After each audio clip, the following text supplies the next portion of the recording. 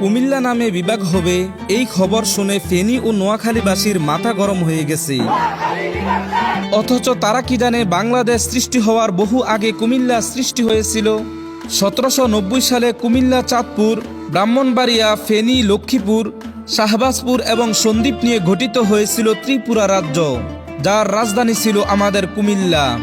আজ 235 বছর পর আমরা কুমিল্লাকে বিভাগ হিসেবে পেতে যাচ্ছি। আর সেই কথা শুনেই নোয়াখালী ও ফেনীবাসীর মাথা গরম হয়ে গেছে। কুমিল্লার বিকল্প অন্যরা বিভাগ চায় কিভাবে বুঝলাম না।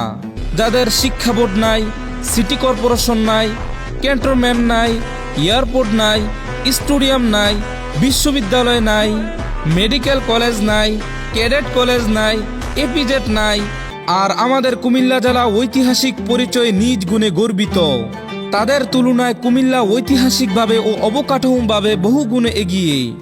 কুমিল্লা নামের সঙ্গে খন্দকার মোস্তাকের নাম জড়িয়ে থাকায় দম্ভ করে আপত্তি জানিয়েছিলেন শেখ হাসিনা।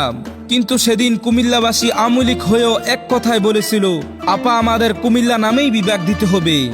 কুমিল্লাকে বিভাগ করার স্বপ্ন কোনো একদিনের সৃষ্টি নয়। এই স্বপ্ন গড়ে উঠেছে কুমিল্লার প্রতিটি সন্তানের অবদান, সংগ্রাম আর আবেগের উপর দাঁড়িয়ে। শুধু কুমিল্লা নয়, বাংলাদেশের প্রত্যেকটা জেলা বিভাগ হোক, তাতে আমাদের কোনো সমস্যা নেই। কিন্তু আমাদের দাবি একটাই, আমাদের কুমিল্লা বিভাগ চাই। কুমিল্লার গর্বিত সন্তানরা কারা আছেন অবশ্যই কমেন্টে জানান।